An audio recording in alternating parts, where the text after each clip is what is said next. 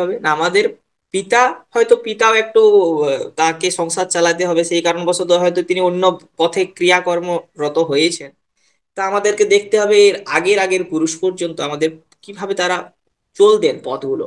এইভাবে আমাকে প্রথমে আমাদের পূর্বপুরুষদেরকে জানতে হবে। তারপরে জানতে হবে যে আমাদের এই যে সমাজটাতে বাস করছি, এই সমাজটার যে পূর্বপুরুষরা তারা কিভাবে চলতেন। এইভাবে আমাদের পরম্পরাক্রমে আমাদেরকে যেতে হবে সেই আদিতে, যেখানে শ্রী চৈতন্য মহাপ্রভুর সময়কালে। তার আগে তো এখানে তো জবনদের একটা ক্রিয়াকলাপ চলছিল, যে সবাইকে মুসলিম করে দেওয়া। আসলে হতো নাই, কিন্তু এই যে মুসলিম বলুন বা পশু বলুন, যে কিছুই বলুন না কেন, এগুলো মানসিক ভাবে আমরা যে দেহটা ধারণ করে আছি, এটা তো দেহটা শুধু নর দেহ, দেহটা নর, কিন্তু ভাবটা পশুত্ব ভাব। আমাদের সকাল থেকে ওই পশুর মতো খাওয়া, ঘুমানো ইত্যাদি যেসব ক্রিয়াকর্ম, অর্থের জন্য ছুটে যাচ্ছেন, অর্থ নিয়ে আবার বাড়িতে ফিরছেন, আবার রেস্ট নিচ্ছেন, আবার ছুটছেন, আবার আসছেন, রাত্রিতে ঘুমলেন, আবার সকালে উঠে রান্না করতে হবে, সবজি করতে হবে, আবার খেলেন, আবার সে শৌচাদি ক্রিয়া সেটা বেরিয়ে গেল, আবার খেলেন, আবার হয়ে গেল।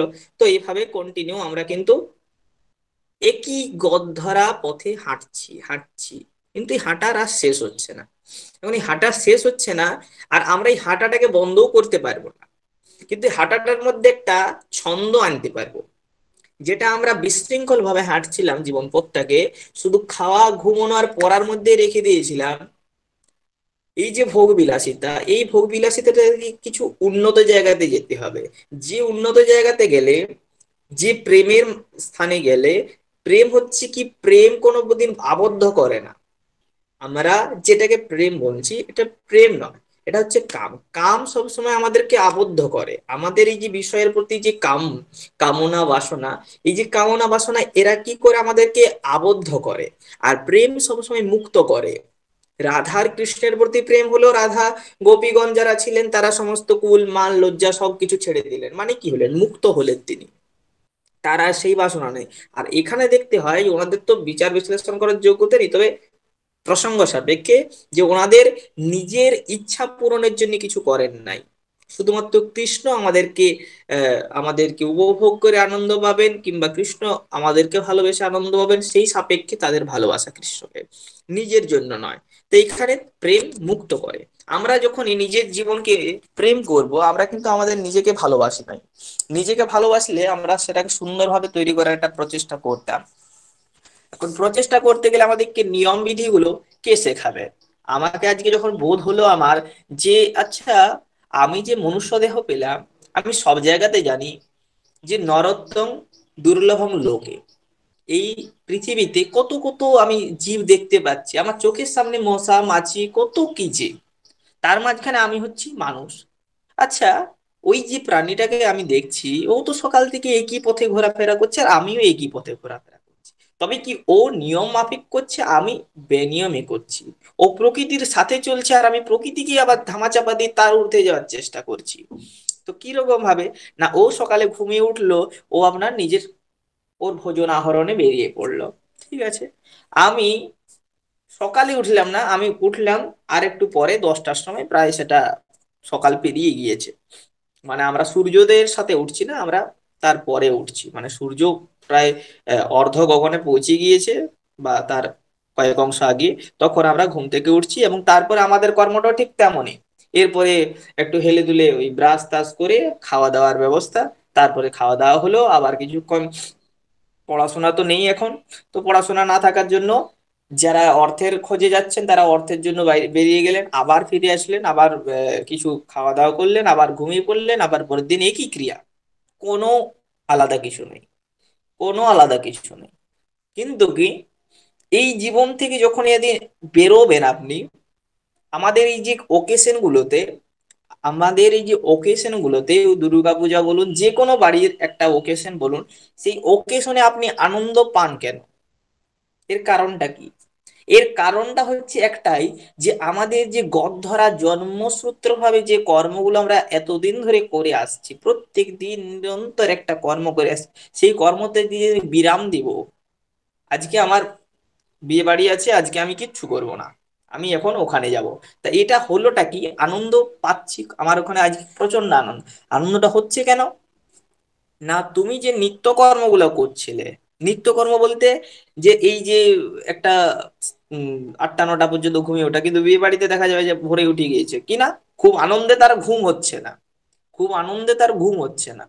দেখা যায় এটা সাধারণত অনেকের ক্ষেত্রে আনন্দে ঘুম হচ্ছে না। এবার আনন্দটা কেন না, আনন্দটা সেও বুঝতে পারছে না যে কেন হচ্ছে। এবার যার বিয়া তার নাম নাই, পাড়াপড়শির ঘুম নাই। এখন এই যে কথাটা, এটা আমাদের আনন্দের জন্য হয়ে থাকে। এখন এইরকম ভাবেই আমরা যখনই আমাদের প্রতিনিয়ত যেভাবে আমরা মায়াতে বিরুদ্ধ ভাবে ক্রিয়াকর্ম ভাবে একটা নিরন্তরতা বজায় রেখেছিলাম, আজকে আমরা সেই নিরন্তরতা থেকে একটু সাইডে এসেছি, অন্যভাবে আজকের দিনটা চলছে। তার জন্য আজকে আমাদের খুব আনন্দ। আমি প্রত্যেক দিন অর্থের জন্য ছুটে যাই, আজকে অর্থের জন্য ছুটে না গিয়ে অফিসটা বন্ধ রেখে আজকে আমি কোন একটা মন্দিরে পুজোতে গিয়ে বসে আছি, সেখানে নানানকে ফল বিতরণ, ভক্তি শ্রদ্ধা নাই, কিন্তু কি ওখানে গিয়েছি, কমিটির লোকে ডেকেছে, খুব আনন্দ হচ্ছে। তো এই যে আনন্দটা হচ্ছে কেন হচ্ছে, আমরা প্রকৃতির বিরুদ্ধ ক্রিয়াটা বন্ধ করে দিয়ে আজকে, বা ওই যে ক্রিয়াটা করছিলাম যেটা নিত্য পশু পাখিরা করে থাকে, সেটাকে বন্ধ রেখে আজকে আমরা একটা আলাদা পথ ধরেছি। তো এই যে আলাদা পথটাকে ধরতে হবে, সনাতন প্রভু যখন ওনার তখনকার দিনে কত, 22 লক্ষ, 22 লক্ষ তো এখানে কর পেতেন, মানে তাকে তার কি যেন ওটাকে বলা হয় যে বেতন আর কি, 22 লক্ষ টাকা, মানে তখন স্বর্ণ মুদ্রা আর কি, সেই সময় 22 লক্ষ স্বর্ণ মুদ্রা, এরকম যাই হোক, ঠিক সংখ্যাটা মনে পড়েছে না আমার। তো প্রচুর প্রচুর ধন, মানে আজকের দিনে সেটা হয়তো কোটি তো ছেড়ে যাবে, কয়েক কোটি আরো হয়তো কিছু এরকম সংখ্যা হবে, তখনকার রাজকোষ থেকে এইগুলো তিনি পেতেন। আর তার যে স্ত্রী ছিলেন, তিনি বলতেন অপ্সরা থেকে কম কিছু নন। কিন্তু এই সমস্ত কিছু পেয়েও তিনি কি এমন পেলেন, তিনি কি এমন পেলেন যে সেই পাওয়ার জন্য তিনি ওগুলোকে ছেড়ে দিয়ে চলে গেলেন। আমরা যেটার পিছনে ছুটছি, যে স্ত্রী পুত্র, যে অর্থ ধন সম্পদ বাড়ি ঘর জমি জায়গার জন্য, যে ভালো বস্ত্র আহারের জন্য, সেই সমস্ত কিছু ভোগ বিলাসিতাকে ছেড়ে দিয়ে তিনি কি এমন পেয়ে গেলেন যার পিছনে ছুটে গেলেন। আর ছুটে গেলেন তো গেলেন, তারপরে বস্ত্রও নেই, তারপরে স্ত্রীও নেই, তারপরে পুত্রও নেই, এক এক বৃক্ষতলে এক এক রাত্রি বাস, কব ফল মূলাহার, কবু চানাচুর গুণ, আবার কবু উপবাস। তো এই যে কি এমন সুখ পেলেন তারা, তিনি কি পাগল ছিলেন তারা? তারা তো পাগল ছিলেন না। তাহলে কি আমরা বেশি বুদ্ধিমান, আমরা কি আরো ভালো বুঝতে পারি? মোটেই না। আমরা হচ্ছে সবচেয়ে বড় মূর্খ। জীব হচ্ছে তাকে এমন একটা স্থানে পৌঁছে দিয়েছেন, প্রকৃতি এমন একটা স্থানে রেখে দিয়েছে তাকে, যে তাকে বুঝতেই দেয় না যে তুমি সবচেয়ে বড় মূর্খ। মানে ওই হচ্ছে কাঠপুতুলের মতো আমাদের দেহটাকে এমন একটা জায়গায় রেখে দিয়েছে, আমি ভাবছি আমি রাজা, আমি রাজা, কিন্তু আসলে তুমি ওই আহ, কিছুই নয়। ওই যে সিরাজদৌল্লাকে যখন মারা হলো, তাকে সিরাজউদ্দৌলাকে না, তারপরে কাকে যেন বস করলো, মীর কাসিম নাকি মীর জাফর, তো ওকে যখন মীর জাফরই তো নাকি, মির্জাফর। তো ওকে যখন, হ্যাঁ ওকে যখন বস হ্যাঁ। করলো ইংরেজরা, তো তখন ওকে কি করলো, কাঠপুতুলের মতো বসিয়ে রেখেছিল। আর ও ভাবছিল প্রথম প্রথম আমি রাজা হব, আমি এই সমস্ত কিছু, তার একটা অহংকারিতা এসে গিয়েছিল। ঠিক তেমনই অহংকারিতা আমাদের মধ্যে, আমরা ভাবি আমি হচ্ছে শ্রেষ্ঠ জীব, আমার চেয়ে ছোট কেউ নেই। আর আগেকার দিনের ঋষিরা বা আমাদের যে বড় পরম্পরায় ছিলেন, তারা পাগল ছিলেন, তাই ওই পথে গিয়েছিলেন। কি পেয়েছিলেন? না না, ওনারা মূর্খ, পড়াশোনা করেন নাই, তো এখন আমরা বেশি এডুকেটেড। আমরা এখন ইংলিশ পড়ছি, আমাদের এখন কম্পিউটার হাতে, যে কোনো জিনিস টাইপিং করব, একদম নেট থেকে গুগল থেকে বেরিয়ে যাবে। আমরা বেশি ইন্টেলিজেন্ট। আমি তো বলবো সবচেয়ে মূর্খ আমরা। তারা লিখে দিয়ে গিয়েছিলেন, আমরা কেবল সেটাকে কাজ দিয়ে বের করছি। আজকে এরোপ্লেন তৈরি করুন, আজকে আপনার একটা কি বলবো, একটা স্ত্রী থেকে পুরুষ হয়ে যাচ্ছে আজকাল, একটা যে সৃষ্টিক্রমের, তো এগুলো কোথা থেকে? এগুলো তো আমাদের গ্রন্থে আগেই তারা লিখে দিয়ে গিয়েছেন। তাদের তখন প্রয়োজন ছিল না যে না আমাকে এটা করেই দেখাতে হবে। তারা দেখেছেন, আবিষ্কার করেছেন, গ্রন্থে লিখে দিয়ে গেছেন, আমরা সেগুলো দেখে এ করছি। পানিনি আগেই পানি এতে অষ্টাধ্যায়ীতে বলে দিয়ে গেলেন, পরে আইজাক নিউটন সেটাকে এ করে দিলেন, আর আমাদের ইংরেজরা সেটাকে প্রচার করে দিল কার নামে? নিউটনের নামে। আর আমরা মূর্খের মতো, অশেষ মূর্খ আমরা, যে সেইগুলোকে ধরে বেঁধে আমরা চলতে থাকি, আমরা সেইগুলোকে নিয়ে চলতে থাকি। আমরা কিন্তু সবচেয়ে বড় মূর্খ, আমরা পণ্ডিত ভাবি নিজেদেরকে, কিন্তু আমরা এতটাই মূর্খ যে আমরা বিচার বিশ্লেষণটা ঠিকভাবে করতে জানি না।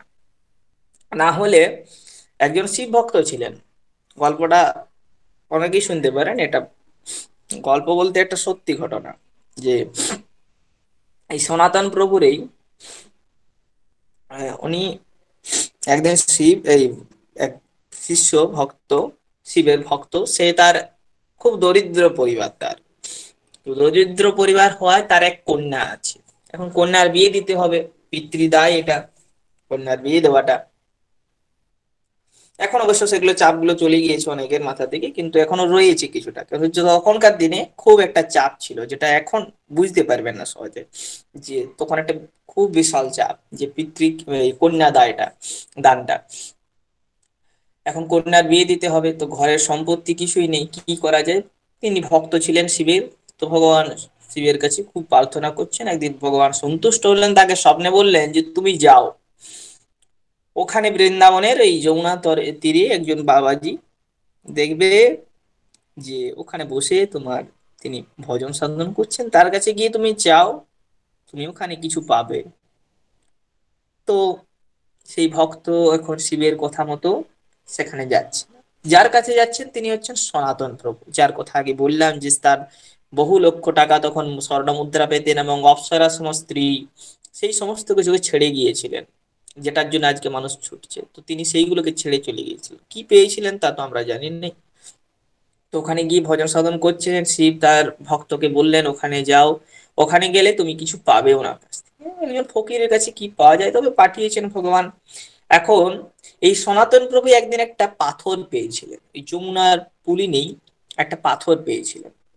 সেই পাথরটা, এখন যারা উচ্চ ব্যক্তি হয় তারা সব জিনিসকে দেখলেই বুঝতে পারে আসলে বস্তুটা কি। একটা পথের মাঝে আজ কাঁচের টুকরো, আবার আজ সিটি গোল্ডের একটা চেনের আর সোনার চেনের মধ্যে আমরা তফাৎ না বুঝতে পারলেও, যারা উৎকৃষ্ট পর্যায়ের ব্যক্তি, যাদের এই সমস্ত কিছু ধারণা আছে, তারা বলে দিতে পারবে। তো তারা হচ্ছিলেন সনাতন প্রভু, তো একজন ভক্ত শিরোমণি, শ্রেষ্ঠ তারা ঋষিগণ, অর্থাৎ সমস্ত কিছু বোধ তাদের থাকে। পাথরটা দেখে বুঝতে পারলেন যে পাথর কোনো সাধারণ পাথর নয়, এই পাথর হচ্ছে পরশমণি। এই পরশমণি পাথর মাহাত্ম্য কি, না এই পাথরকে যে কোনো লোহাতে স্পর্শ করালেই সেই লোহা আর লোহা থাকে না, সেই লোহা হয়ে যায় সোনার পরিণত। তাহলে তো খুব মূল্যবান। তা দেখলেন যে আমার তো এইসবের প্রয়োজন নেই, তা যদি কোনোদিন কোনো ব্যক্তির প্রয়োজন হয়ে থাকে, তিনি ওই জিনিসটাকে স্পর্শই করলেন না, তার যেহেতু প্রয়োজন নেই, তিনি জিনিসটা বুঝতে পারলেন, স্পর্শ করলেন না, পা দিয়ে ওখানে একটু বালি ছিল, বালিটাকে একটু চাপা দিয়ে দিলেন, আমরা যেমন একটু হেলিয়ে দিই, তো পা দিয়ে বালি চাপা দিয়ে দিলেন, আর দেখেননি, মানে তার প্রয়োজন নেই। এখন ওই শিবের কথা মতো ওই ভক্ত সেখানে এসেছে,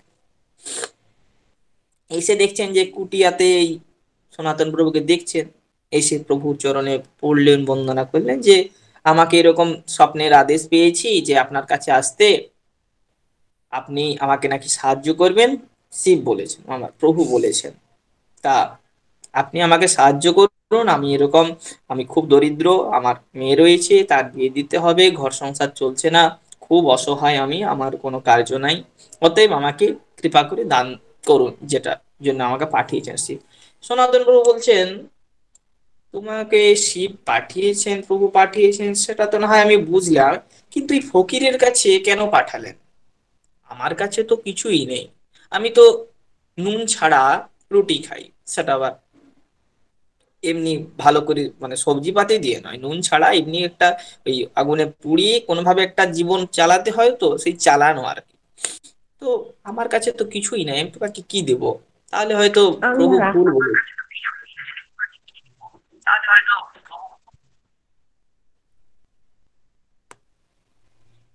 তাহলে হয়তো প্রভু ভুল বলেছেন, আমার কাছে তো কিছু নেই যে আমি তোমাকে দেবো। তারপর তো এরকম কয়েকবার তিনি বলছেন না, কিছু তো আপনার কাছে আছেই, তার জন্য উনি আপনাকে আপনার কাছে পাঠিয়েছেন। তো এরপরে ভক্ত জোর করতেই তিনি বলছেন যে দেখো আমার কাছে কিচ্ছু নেই, তুমি আমাকে জোর করো না, আমার কাছে কিচ্ছু নেই, তুমি হয়তো ভুল বুঝেছো, বা হয়তো প্রভু আদেশ করেছেন, কিন্তু থাকলে তো আমি অবশ্যই দিতাম, আমার তো আর এইসবের প্রয়োজন নেই। তো এরপরে ভক্ত চলে যাচ্ছিলেন, এবার চলে যাওয়ার সময় তিনি বলছেন, হঠাৎ করে তার মনে পড়ছে যে আচ্ছা, আমি তো সেদিন ওখানে একটা পাথর দেখেছিলাম, সেই পাথরটা আমি ঢাকা দিয়েছি। তো উনি তখন বলছেন সেই ভক্তকে যে আচ্ছা আচ্ছা, তুমি ওই যমুনা তীরে যাও, ওখানে আমি বেশ কিছুদিন আগে একটা পাথর মানে একটা বস্তু আমি পেয়েছিলাম, সেটাও দেখবে যে ওখানে বালি চাপা দেওয়া আছে, তুমি ওটা নিয়ে যাও। ওটাতে আশা করি তোমার যেটা প্রয়োজন আছে সেটা তোমার পূর্ণ হয়ে যাবে। তা সনাতন প্রভুর কথাতে ওই ভক্ত গেলেন কোথায়, যমুনা তীরে। যমুনা তীরে ওখানে সেই স্থানটাতে বালি খোঁড়াখুড়ি করে দেখলেন যে হ্যাঁ একটা পাথর পাওয়া গিয়েছে, খুব উজ্জ্বল একটা পাথর। এসে বললেন যে এই পাথর নিয়ে আমি কি করব। তো সনাতন প্রভু বলছেন যে এটা তুমি সাধারণ পাথর ভেবো না, এই পাথর হচ্ছে এমন একটা পাথর যে তুমি পৃথিবীর যত লোহা আছে সেই লোহাকে যদি স্পর্শ করিয়ে দাও তাহলে সেই লোহাটা স্বর্ণে পরিণত হবে। এটা হচ্ছে পরশমণি, এটা মণি পাথর নয়। তো এটা হচ্ছে পরশমণি, পরশ পাথর। একে তুমি যে লোহাতে স্পর্শ করাবে সেটাই লোহা হয়ে এই স্বর্ণ হয়ে যাবে। অতএব তোমার আর দুঃখ দুর্দশা থাকবে না, তুমি বাড়িতে গিয়ে লোহাকে সোনা করো আর তোমার জীবন সংসার চালাতে থাকো। এখন ভক্ত তো খুব আনন্দ, তাহলে এবারে লোহা থেকে সোনা তৈরি করবে, সে প্রচুর সোনা করবে। খুব আনন্দ পেল, খুব আনন্দ পেয়ে আত্মহারা হয়ে যাচ্ছে চলে ফিরে ফিরে নিচে গিয়ে। এখন বেশ কিছুদিন যাওয়ার পরে ভক্ত তো, ভগবান সবসময় বলেন যে এই যে গীতাতে বলছেন যে যে আর্ত জিজ্ঞাসু অর্থার্থী জ্ঞানী চ ভরতর্ষভ, যে যেটাই কিছু প্রয়োজন হোক না কেন তুমি আমার কাছে এসো, আমি তোমাকে সব কিছু দেবো, কিন্তু ধৈর্য ধরতে হবে, যেটা মানুষের অভাব হয়ে গিয়েছে। এই ধৈর্য তুমি ধরো, আমি তোমাকে সব দিব, আর সব কিছু দেও, আমি সবকিছু তোমাকে দেব, তুমি যা চাইবে দেব। কিন্তু যখন সবকিছু দেওয়ার পরও সচরণামৃত দিয়া বিষয় ভুঞ্জাইব, তো শিব যখন ভক্তকে সবকিছু দেওয়ার জন্য পাঠালেন ওখানে, কিন্তু ভক্তকে কি ছেড়ে দিলে চলে? আবার ওকে কি আবার সেই অন্ধকূপে ফেলে দিলে চলে? মায়ার দাস হতে ভগবান পারেন না তার প্রিয় সন্তানকে এরকম ভাবে ফেলে দিতে। মা যেমন পারেন না একটা অসৎ ক্রিয়ার মধ্যে, বা কেউ একটা নিয়ে চলে যাবে তার ছেলেকে দুষ্কর মানে একটা আহ কি বলবো দুষ্কর্মী, তো তাকে ছেড়ে দিতে পারবেন না, ঠিক তেমন ভাবে ভগবান তার ভক্তকেও ছেড়ে দিতে পারেন না। তো কি হলো, পরশ পাথর নিয়ে যখন ওই ভক্ত চলে যাচ্ছেন, খুব আনন্দ তার মনে, খুব আনন্দ পেয়েছে। আমার এবারে আর ঘরের অভাব থাকবে না, সমস্ত অভাব দূর করব, বড় বাড়ি হবে, মেয়ের বিয়ে হবে, আনন্দে থাকবো। কিছুদিন যাওয়ার পরে কিছুক্ষণ পথে হাঁটছে, হাঁটতে হাঁটতে হঠাৎ করে তার মনে জাগলো যে আচ্ছা, আমি যার সাথে দেখা করে আসলাম সেই ব্যক্তি তো ভালো করে খেতেও পান না, দুমুঠো খান কি খান না, দেখলাম তো কোনো বাড়ির মধ্যে কোনো একটা সৌন্দর্যতা নিয়ে একটা কুটিয়ার মতো থাকেন, আর কাপড় তো সে তো মলিন কাপড়, তাও আবার হাঁটু পর্যন্ত, কৌপিন ধারণকারী। তা তার কাছে যখন এই পাথরটা ছিল, তখন তিনি এই পাথরটা ব্যবহার না করি কেন ওখানে রেখে দিয়েছিলেন? কেন ওনার এত বড় বাড়ি হলো না? কেন উনি ভালো খান না? কেন ওনার ভালো পোশাক পরিচ্ছদ নেই? কেন নেই? যার কাছে এত বড় একটা মূল্যবান বস্তু আছে তার এমন অভাব তো থাকার কথা নয়। তাহলে আমার মনে হয় যে তার কাছে এর চেয়েও কোনো মূল্যবান বস্তু আছে, যেটা তিনি আমার কাছে লুকিয়েছেন। মানে ভগবান বলেছিলেন যে তার কাছে যাও, তার কাছে মূল্যবান বস্তু আছে, সেটা তোমাকে দিলে তোমার দুঃখ দূর হয়ে যাবে। তা যখন এসেছেন বলছেন তাহলে মনে হয় আমাকে ঠকালেন, হয়তো আমাকে এটা দিয়ে দিলেন আর সবচেয়ে মূল্যবান বস্তুতে আমাকে দিলেন না। এই মনে তার সংশয় হলো। সংশয় মানে তাহলে এর চেয়ে আর কি বড় বস্তু হতে পারে যে সেটা আমাকে লুকোলেন। এরপরে আবার তিনি ফিরে যাচ্ছেন কোথায়, না সেই পরশমণি পাথর নিয়ে সেই সনাতন প্রভুর কাছে এসে বলছেন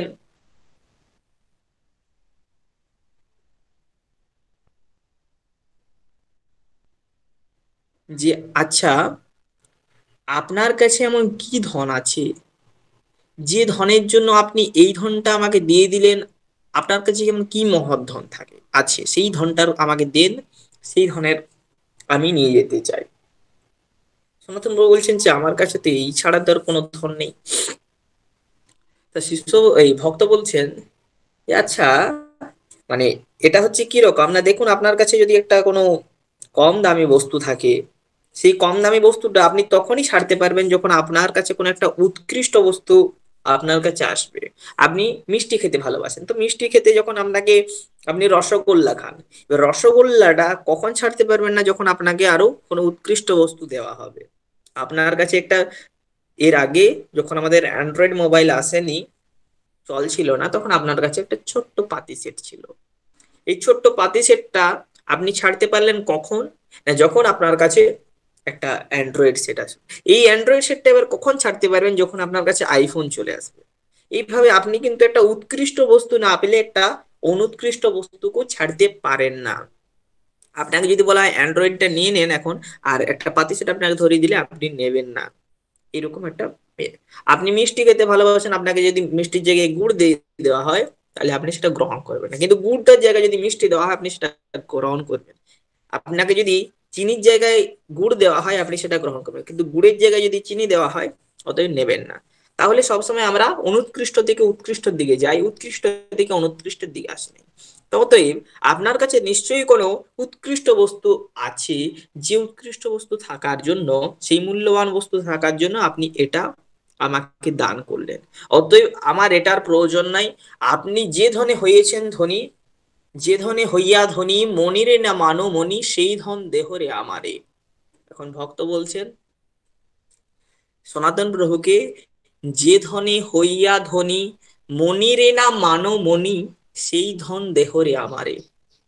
অতএব এই মণিকে তুমি মণি মানছো না, মানে এর চেয়েও তুমি কোনো উৎকৃষ্ট ধন পেয়েছো। মানে আমাদের কাছে এখন মনিটা পেলে আমরা তো কি হয়ে যাবে, তো সেটা এখন কল্পনাতীত। আহা, আমি তো এখন প্রধানমন্ত্রীর থেকে বেশি হয়ে যাব। তারপরে এখন যারা বিল, সব বড় বড় আম্বানি দাম্বানি আছে ওদেরকে ছেড়ে চলে যাও, এরকম একটা স্বপ্ন দেখবো। কিন্তু এই যে একটা পৃথিবীর মধ্যে একটা সরাই তৈরি করাবো, কিন্তু এর চেয়েও কিছু একটা স্থান আছে যে স্থানে সনাতন প্রভু পৌঁছেছেন, সেই ধন পেয়েছেন।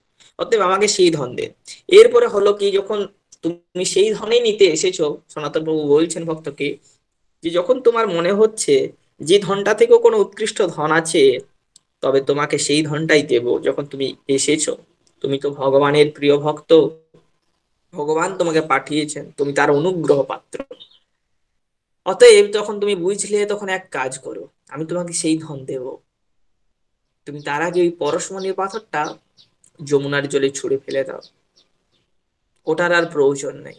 যখন তুমি উৎকৃষ্ট বস্তু পাবে তখন অনুৎকৃষ্ট বস্তুকে ছুঁড়ে ফেলে দিতে হয়। আমরা যেমন ত্যাগ করি, যেমন এই বাসাংসি জীর্ণানি যথা বিহায় নবানি গৃহ্ণাতি নরোপরাণি, যেমন একটা নতুন বসন পেলে পুরনো বসনকে ছেড়ে দিই, ঠিক তেমন ভাবেই একটা ভালো বস্তু পেলে আমরা পুরনো জিনিসগুলোকে ছেড়ে দিতে হয়, ছেড়ে দিই আমরা। এটা ধর্ম। তো উৎকৃষ্ট বস্তু পেলে অনুৎকৃষ্টকে ত্যাগ করতে হয়। তাই বললে যে তুমি ওটাকে যমুনার জলে ছুড়ে দাও। যমুনার জলে ছুড়ে দেওয়ার পরে তাকে ভক্তি দান করলেন।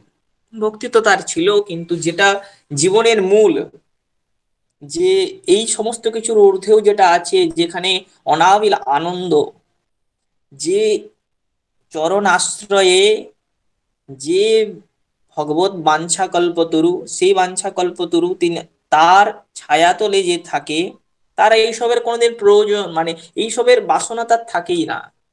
এইসবের প্রয়োজনের মেটানোর, তুমি যে গৃহে জন্মগ্রহণ করেছো, বা তোমার যে বাড়িতে তোমার যেসব কর্তব্যগুলো, এই কর্তব্যগুলো যতক্ষণ তুমি তার মধ্যে আবদ্ধ আছো, ততক্ষণ পর্যন্ত তোমার এই দেহগুলো, মানে এই দেহকেন্দ্রিক যে সম্বন্ধগুলো, দেহকেন্দ্রিক যে নিয়মাবলীগুলো, সেগুলো দেহকেন্দ্রিক। যখনই তুমি দেহের ঊর্ধ্বে উঠে যাবে তখন আর এগুলো তোমার থাকবে না।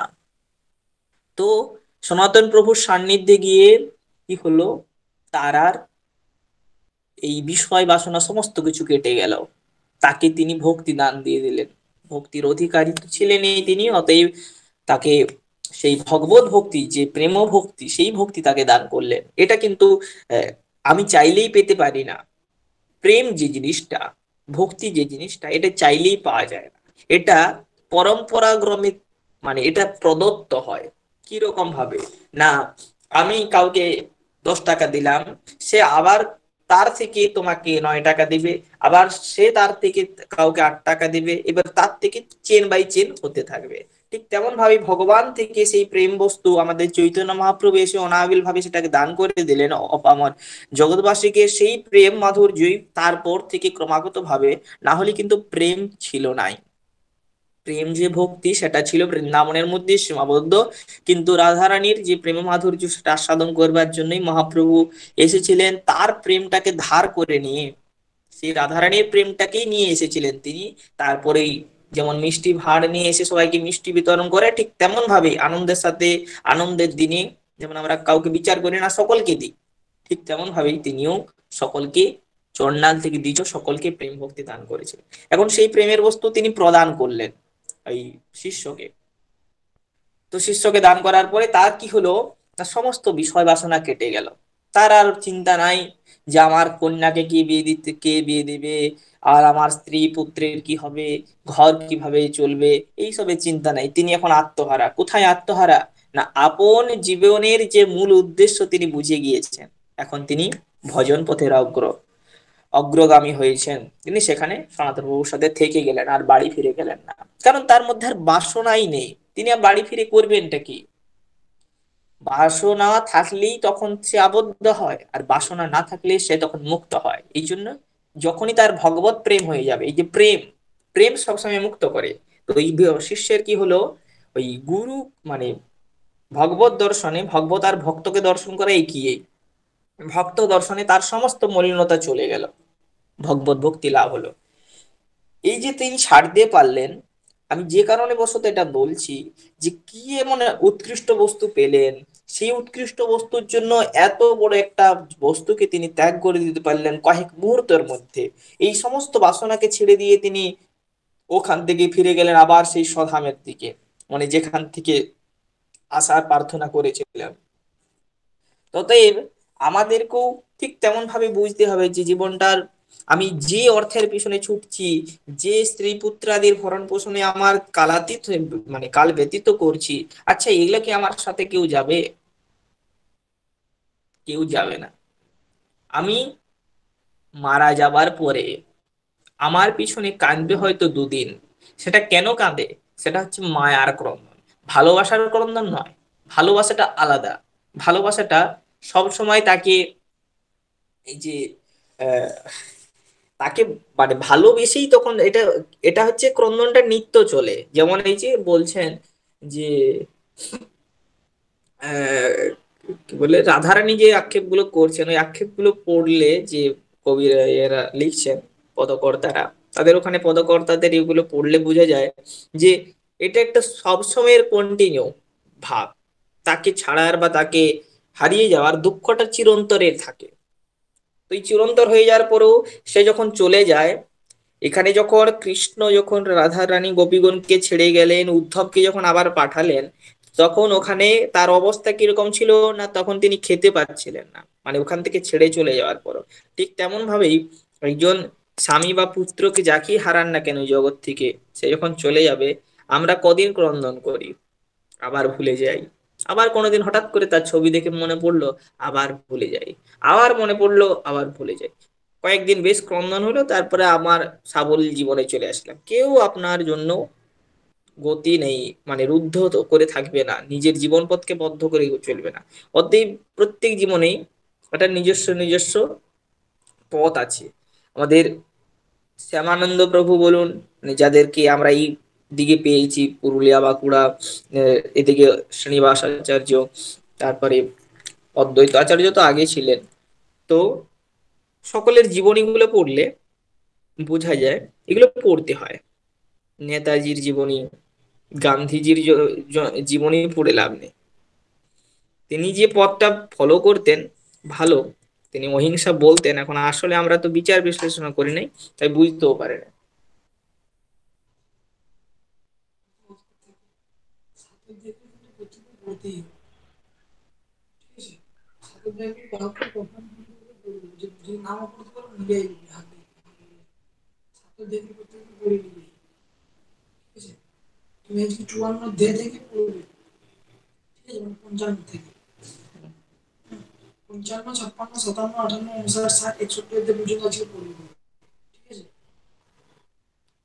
হুম।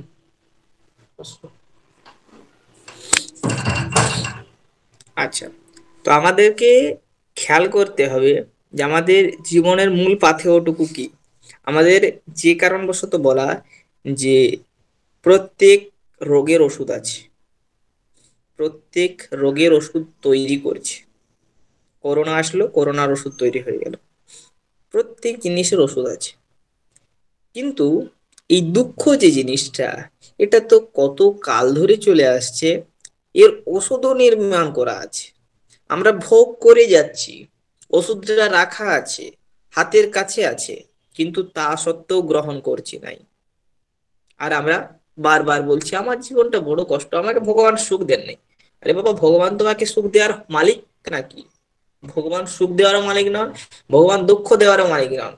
তিনি হচ্ছেন নির্বিকার, তার মধ্যে বিকার হয় না। তিনি হচ্ছেন সমাবস্থাতে থাকেন। তার ভালো ছেলেটাও যেমন, তার কাছে খারাপ ছেলেটাও তেমন। অতএব তিনি ফলদাতা নন। ফলদাতা কে? না আমরাই। আমরাই আমাদের ফলদাতা, কিন্তু আমরাই আমাদের মালিক নই। মালিক হচ্ছেন তিনি। অতএব যেমন কর্ম করব, ঠিক তেমনই ফল পেতে হবে। আবার ফিরে আসতে হবে, আবার মূর্খের মতো থাকবো, কিন্তু নিজেকে পণ্ডিত বলে মাথায় করে রাখবো। ওই যে খরগোশ যেমন নিজেকে খুব চতুর ভাবে, মুখটা লুকিয়ে দিয়ে ভাবে আমি খুব চতুর, আমি নিজেকে লুকিয়ে ফেলেছি, আসলে না, এটা তার মূর্খামি। ঠিক তেমন ভাবে আমরা নিজেদেরকে পণ্ডিতত্ব বিচার করতে গিয়ে আজকে ইংলিশ, কম্পিউটার সায়েন্স বহু কিছু পড়ে নিলাম, কিন্তু আসলে ভারতের ঐতিহ্য, আমাদের মাটির ঐতিহ্য কিছুই পাই নাই। আমাদের এই ভূমি হচ্ছে নাম চিন্তামণি, চিন্তামণি বলা হচ্ছে। এখানে মহাপুরুষরা বাঞ্ছা করতেন যে আমাদের এই মাটিতে যেন জন্ম হয়, এইখানেই এসে সবাই লীলা করে গিয়েছেন।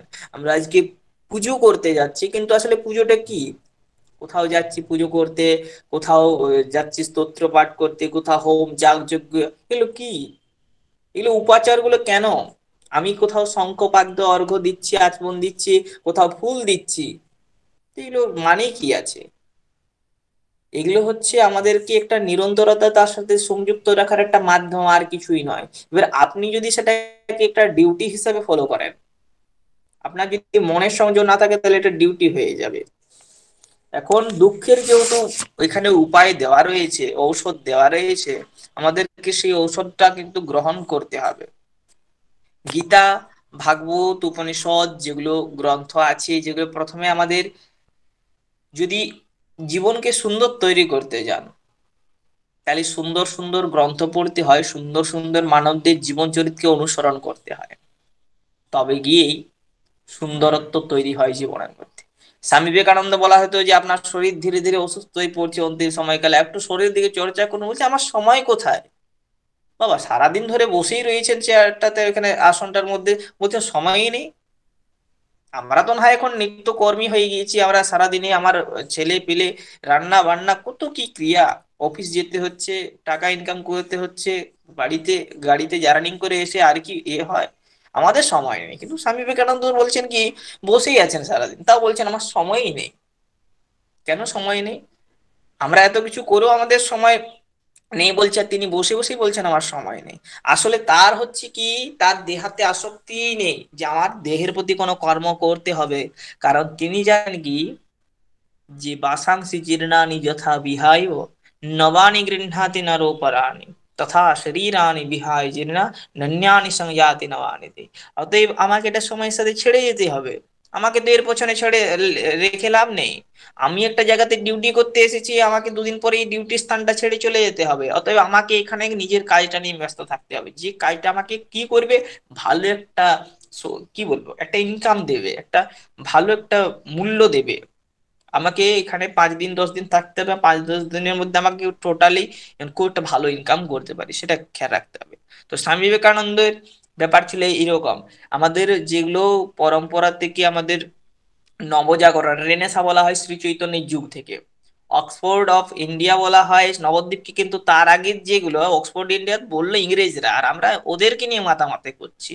আমরা খেয়ালই করি নাই যে আমাদের এগুলো কি আছে। আর আমরা খেয়াল করি নাই বলে আমাদের ছেলে পেলেদেরকে ভিন্ন পথে পরিচালনা করছি।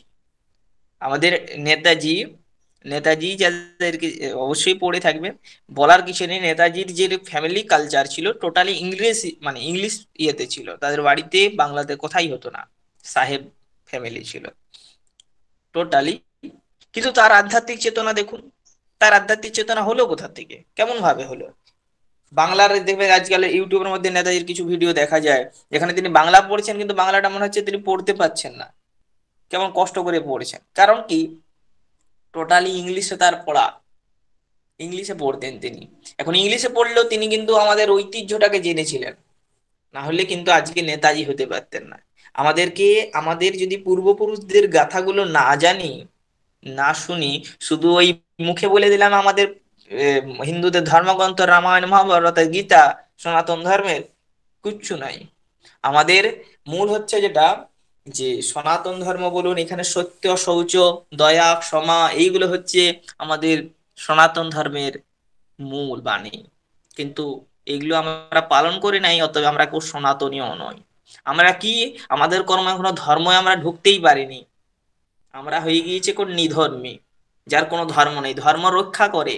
আর আমরা হয়ে গিয়েছি এখন বিধর্মী, আমাদের কোনো ধর্ম নেই, আমাদের মধ্যে সত্যতা নেই, দয়া নেই, শৌচ নেই, সুচিতা নেই, কিচ্ছু নেই। আমরা এখন বিরুদ্ধ আচরণ করছি। কিরকম বিরুদ্ধ?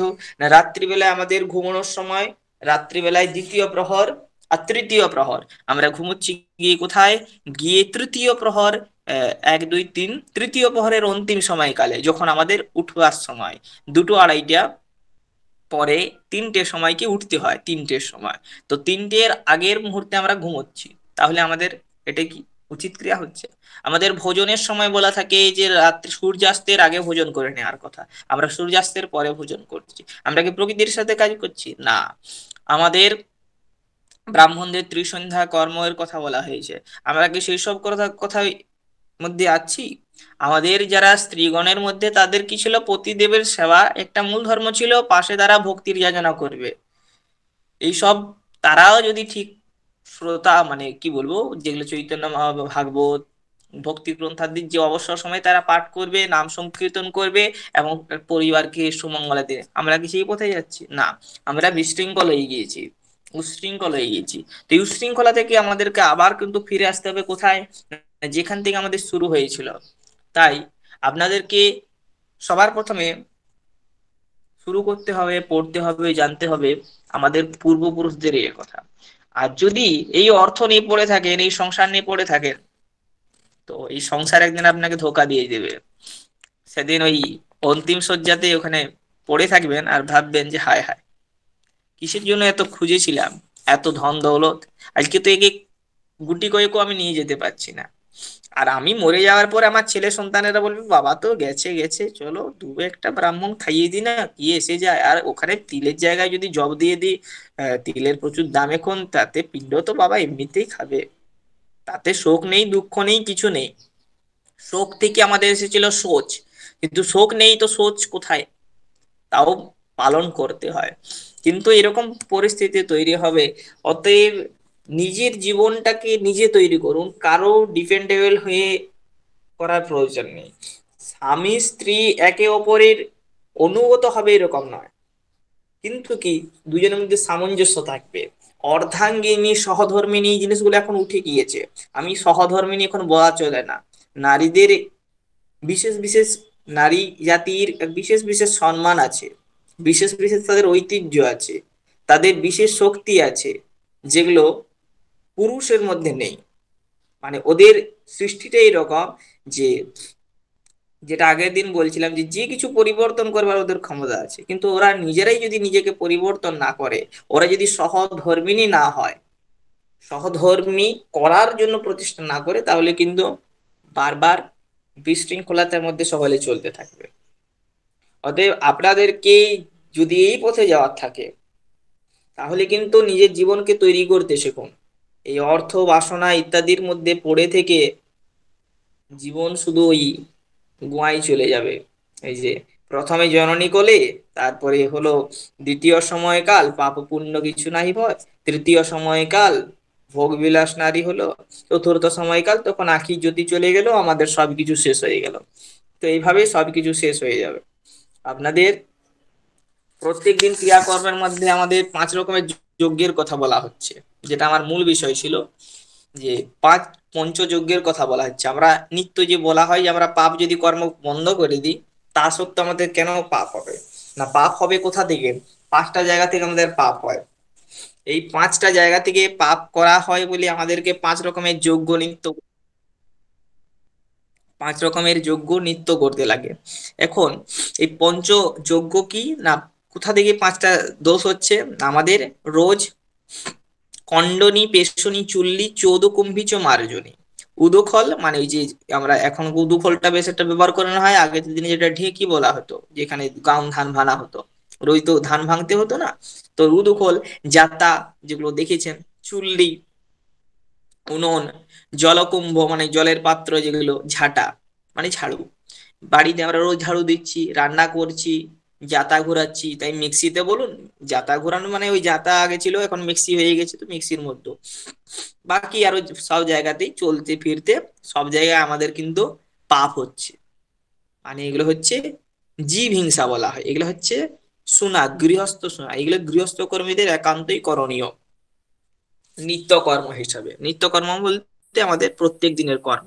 এই 5 প্রকারের পাপ থেকে, এই যে 5 প্রকারের, এখান থেকে কি হয় না, জীব হিংসা হয়। আমি বলি আমি কাউকে হিংসা করি না, কিন্তু তাও আমরা হিংসা করি। যেমন জড় ভরতের যে অবস্থা ছিল, ঠিক তেমন ভাবে আমাদেরকেও হতে হবে, কিন্তু সেটা ধীরে ধীরে, একবারে দেখতে গেলে আমরা পারবো না।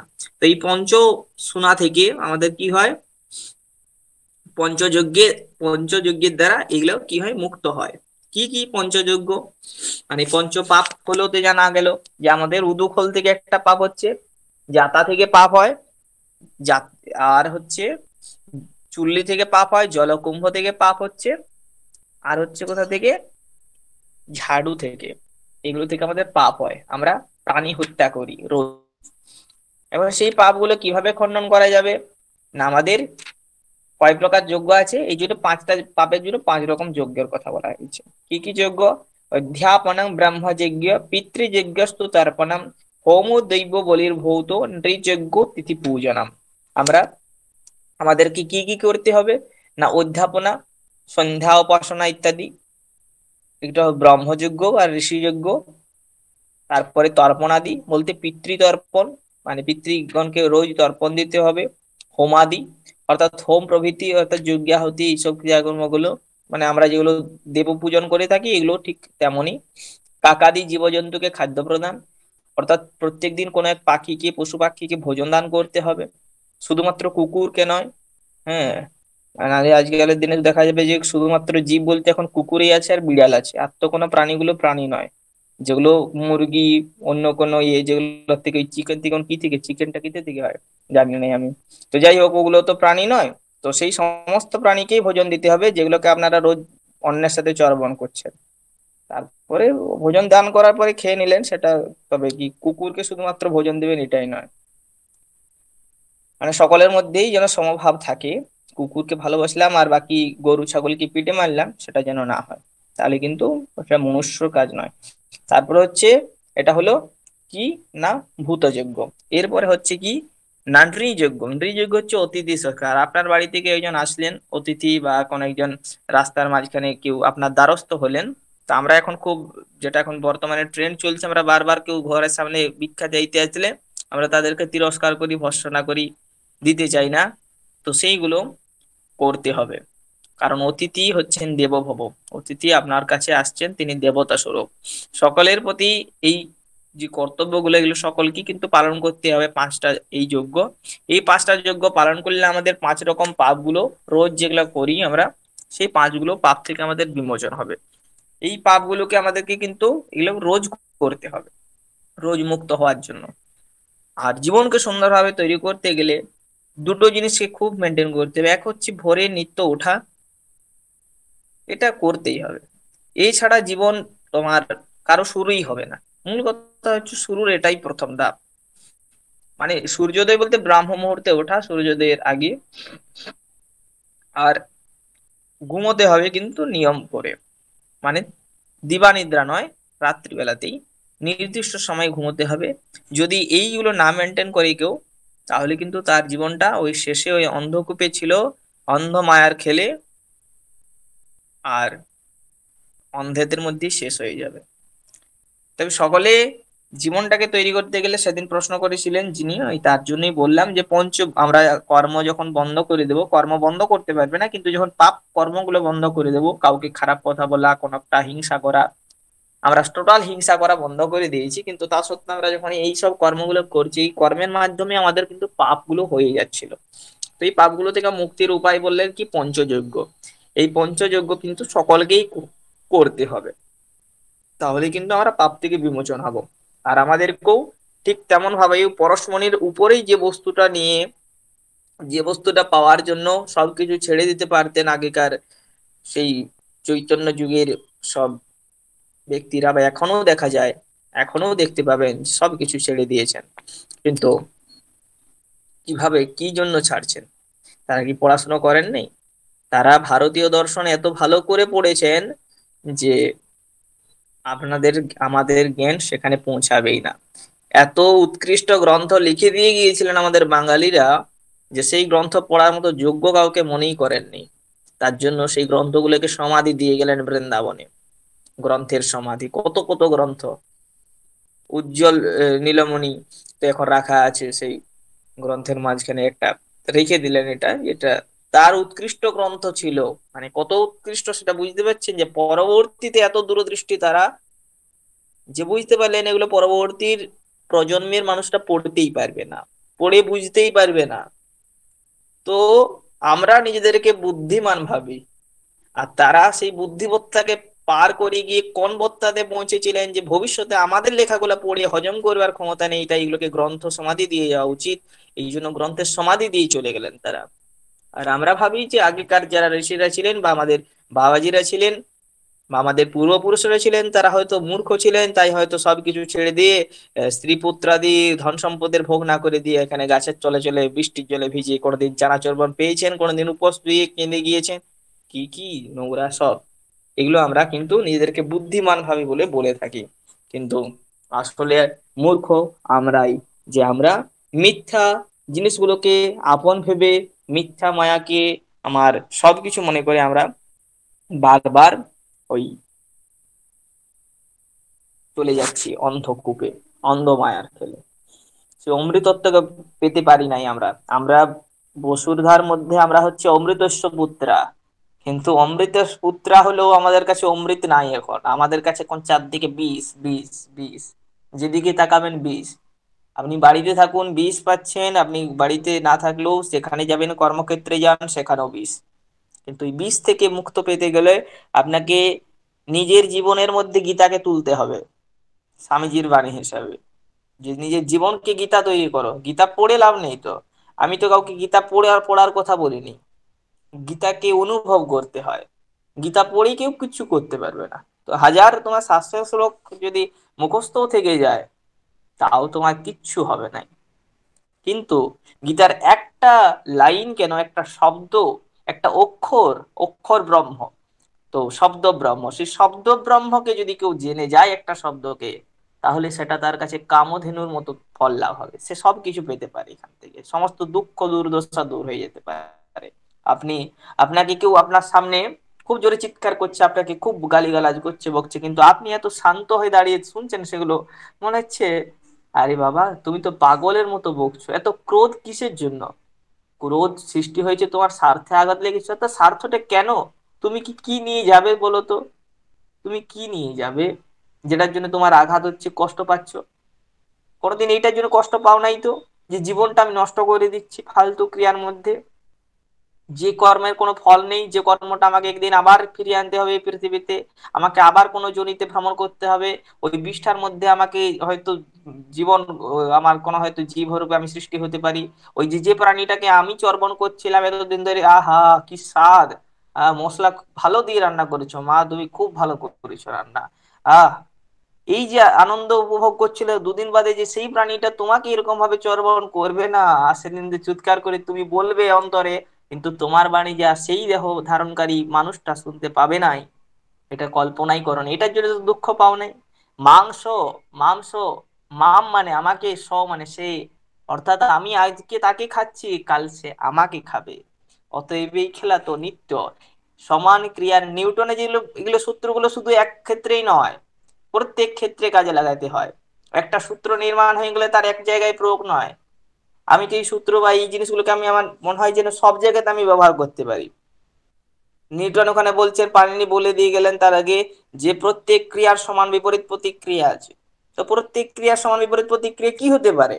আমি কাউকে একটা জায়গাতে শব্দ করলাম, সেই শব্দ দ্বারা আমি হাতে করে ওই জায়গাটাতে তালি দিচ্ছি, তো আমার কি হচ্ছে, ওই জায়গা থেকে আরেকটা রিপ্লে হচ্ছে কি, আমার হাতে একটু ব্যথা হচ্ছে। আচ্ছা, আমি যদি কোনো একজন ব্যক্তিকে চড় মারি, ঠাস করে ওই ব্যক্তি আমাকে একটা চড় দিয়ে দিল, এটা কি হলো? আমি ওকে যেমন কথাটা বললাম, যেমন কাজটা করলাম, ঠিক তেমন ভাবে আমাকে সে প্রহার করলো। আমি যদি কোনো একজন ব্যক্তিকে খারাপ কিছু বলে থাকি, আর সে সঙ্গে সঙ্গে আমাকে রিপ্লে করে কিছু দিল, তো আমার সেটাতে খারাপ পাওয়ার কিছু নেই। এটা হচ্ছে আমার কর্মের ফলটা, মানে আমি যেমন দিলাম তেমনি পেলাম। ঠিক তেমন ভাবেই আমি যাদেরকে খাবো বা যে ক্রিয়াগুলো করছি, ঠিক তেমন ভাবে আমাদেরকে কিন্তু তার ফলগুলো পরবর্তীতে পেতে হবে। তাই আপনাদের কর্তব্য হচ্ছে যে জীবনের মূল উদ্দেশ্যগুলোকে জানতে হবে। জীবনটাকে নিত্যই পশু পক্ষীর মতো জীবন যাপন করে নয়, একটা সচেতন ব্যক্তি, জীবিত ব্যক্তি, যেটা মৃত নয়, যার চেতন ক্ষমতা আছে, সেই চেতন ক্ষমতা দ্বারা তাকে কার্য করতে হবে। তারপরে গিয়ে সেই সব কিছু ছেড়ে দিয়ে, যে আনন্দের মধ্যে আর তোমাকে কেউ 22 বাজারে বেত্রাঘাত করলো, আহা আমাকে মারছো তোমরা, বুঝো নাই তো আমাকে মেরে কি ফল হবে বলো। ঠিক আছে প্রভু, এদেরকে তুমি ক্ষমা করো, এরা নির্বোধ, এরা জেনে নাই। শরীরের ব্যথাগুলো যেন তার কাছে ব্যথাই মনে হচ্ছে না। কেন ব্যথা মনে হচ্ছে না? আমার কাছে একটা আঙুলি কেটে গেলে, একটু কোথাও মোচক লেগে গেলে আমার ব্যথায় আমার প্রাণ ছেড়ে যায়। সেখানে 22 বাজারে তাকে বেত্রাঘাত করছে যখন হরিদাসকে, হরিদাসকে, সেখানে তার কষ্ট হচ্ছে না। তিনি কষ্ট পাচ্ছেন কেন? না যিশুর মতো, না কেমন, না এদেরকে রক্ষা করো প্রভু, এরা বুঝে নাই, আমাকে মারছে, আমাকে কষ্ট দিচ্ছে, তুমি ভাবো না যে আমি কষ্ট পাচ্ছি বলে, তবে এদেরকে তুমি অপরাধ দিও না, এদেরকে পাপ দিও না, কষ্ট দিও না এদেরকে, এরা এরা বুঝে নাই। তো তার কথা ভাবছেন, কিন্তু নিজের শরীরের কথা ভাবছেন না। কেন ভাবছেন নাই? না নিজের শরীরের মধ্যে তার মনটাই নেই তো। আমার শরীরের মধ্যে আমার মনটাই নেই, তা আমি শরীরের ব্যথা বুঝবো কি করে? আমি মনটা তো পাঠিয়ে দিয়েছি সেই প্রেমের কাছে, আমি যে প্রেমের বস্তু, সেই মনটা। আজকালের দিনে যেরকম একজন স্ত্রী পুরুষের মধ্যে দেখা যায়, যে কম বয়সী ছেলে মেয়েদের মধ্যে, যে সে সবসময় যখন নতুন নতুন তার এখন আলাপ হচ্ছে, তো তখন তার মনে হবে যেমন সবসময় আর মনটা যেন সেখানে আছে। এটা কিন্তু একটা কামবশত হচ্ছে, কিন্তু যখন এটা প্রেম মাধুর্যে পৌঁছে যাবে, তখন কিন্তু টোটালি মনটা সেখানে নিয়োজিত হয়ে যাবে। সে মুক্ত হয়ে যাবে, তার দেহতে আসক্তি থাকবে না, যা পারবে করো তোমরা। মহাশয় অনুমতি দিন। হ্যাঁ। যাইনি, তো যাই তোমাদের জয় গৌর, আমি আসছি। আমাকে অনুমতি দিন। হ্যাঁ, ডিউটি তো যেতে হবে। আচ্ছা।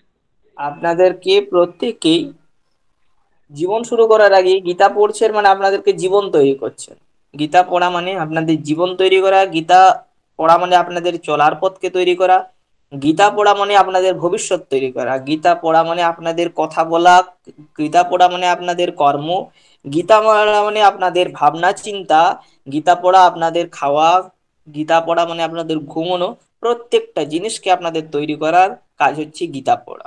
শুধু একটা জিনিস নয়, মুখস্থ করা নয় বা উচ্চারণ করা নয়, এটা আপনাদেরকে খাওয়া, ঘুমানো, কথা বলা, চলতে বলতে, এবং রাত্রি থেকে ঘুমানো থেকে দিবা জাগরণ, পথে চলাফেরা, মানুষের সাথে মেলামেশা, কথাবার্তা বলা, চিন্তা ভাবনা করা, নিজের শরীরের উপর চিন্তা ভাবনা করা, সমস্ত ক্রিয়াকর্মগুলো আমাদের কিন্তু গীতা পড়ার মূল উদ্দেশ্য।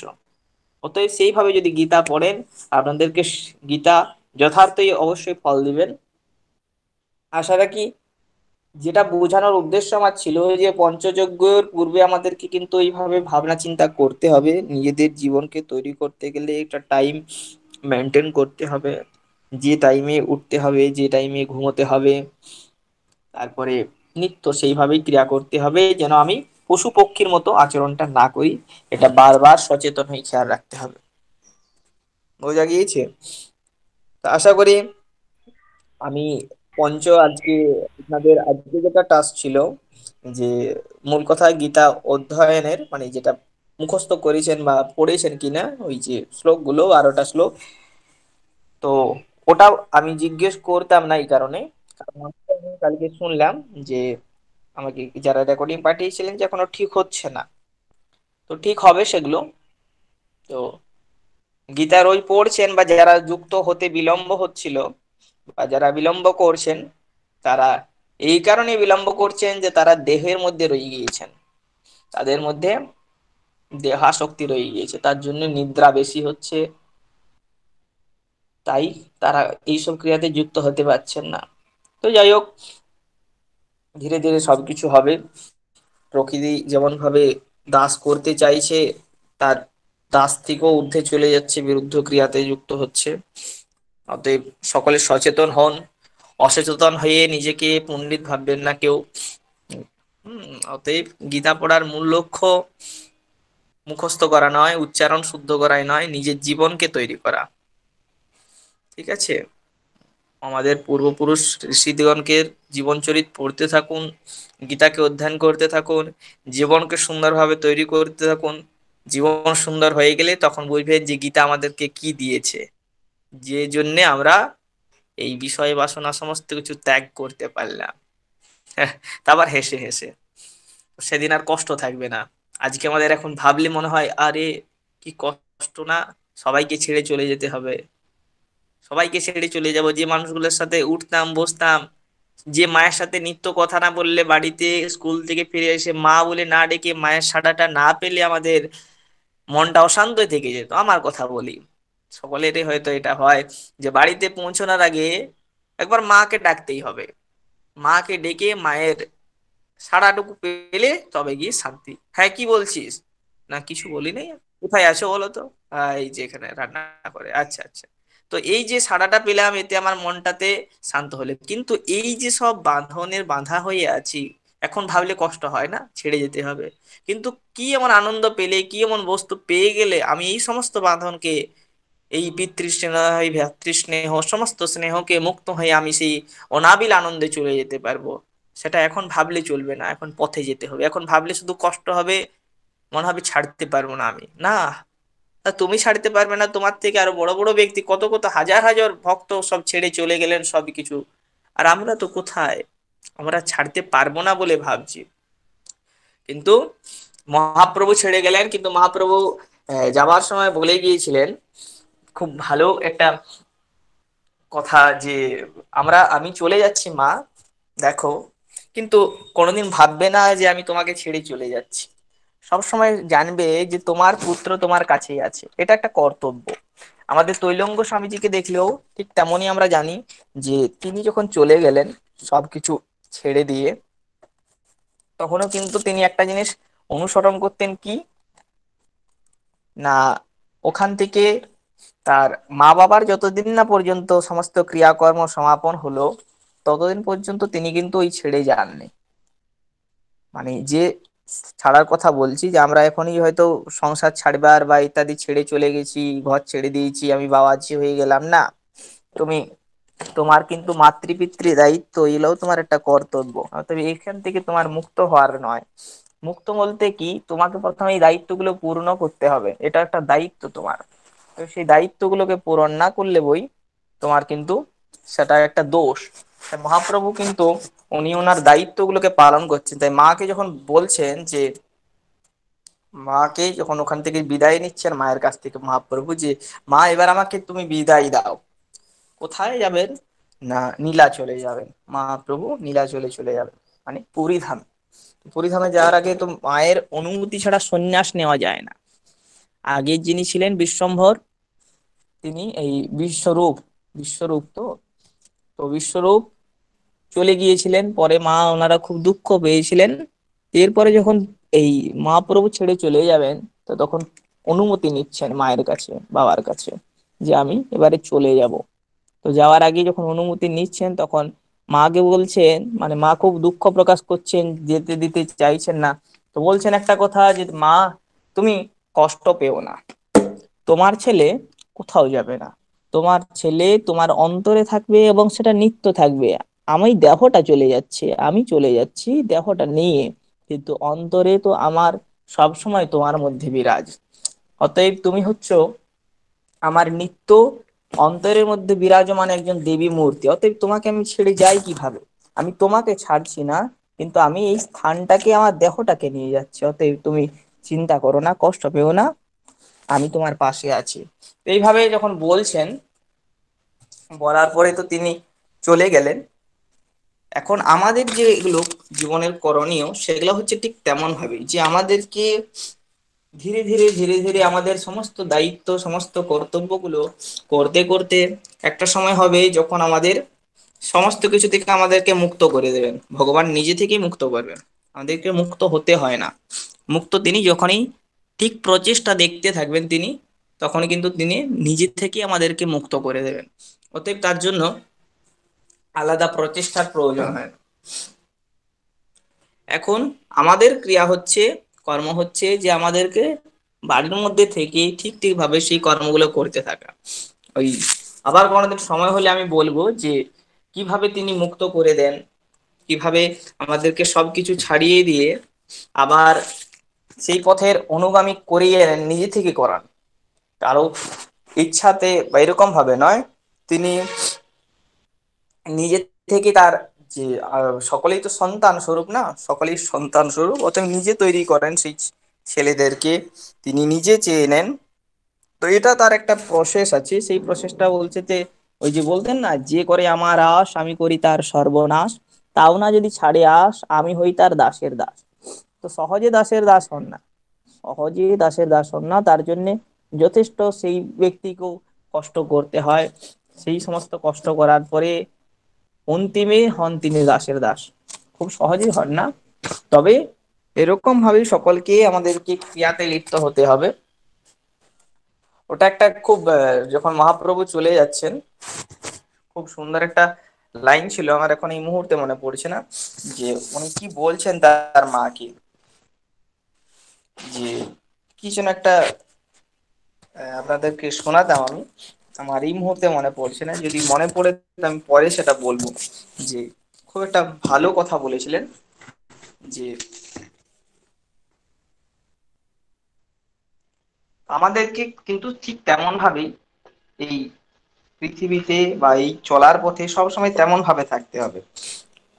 আমাদেরকে বলছি না যে সবকিছু ছেড়ে ত্যাগ করে দিয়ে চলে যাওয়ার কথা, কিন্তু এটা আমাদের একটা দায়িত্ব, কর্তব্য। অতএব সেই দায়িত্ব কর্মগুলোকে ঠিক ঠিক ভাবে করতে করতে একটা সময় নিজে থেকে মুক্ত হওয়া হবে। অতএব আপনারা সেই সব পথে চলতে থাকুন, করতে থাকুন ক্রিয়াকর্ম। ঠিক আছে, আজকে অনেকটাই সময় হয়ে গেল আপনাদেরকে।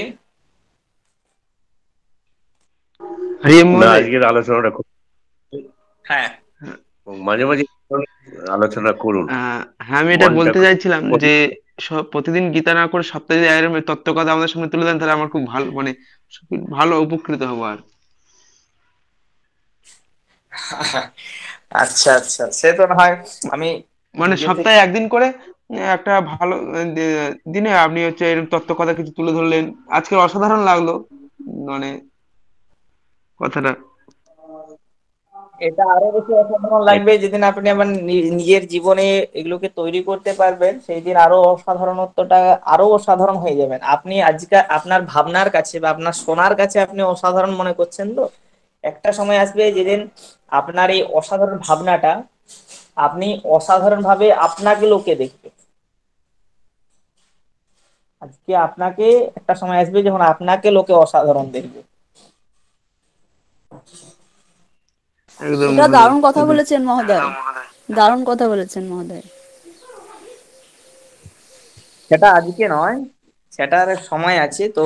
মহাপ্রভু যেটা বলেছিলেন, আমি শোনাই সেই কথাটা, যে পরবর্তীতে আমাদের কবি লিখছেন আর কি, হুম, যে কিরকম ভাবে তিনি বলছেন। শ্রী চৈতন্য তার মমতাময়ী জননীর পদতলে একদা পতিত হয়ে বলেছিলেন, মা, মা গো, আমারই দেহ তোমারই তো দেওয়া।